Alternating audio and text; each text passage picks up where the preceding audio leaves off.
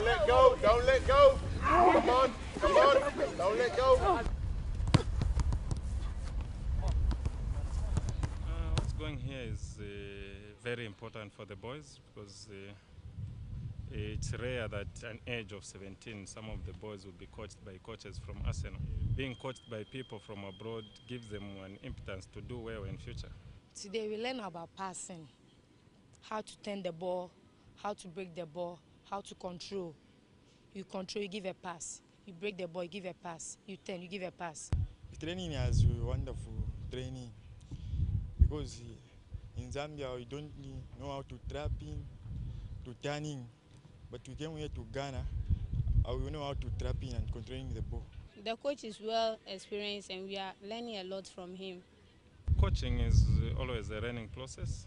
There are some things I never knew that I've seen today, like ball handling issue, the way you turn.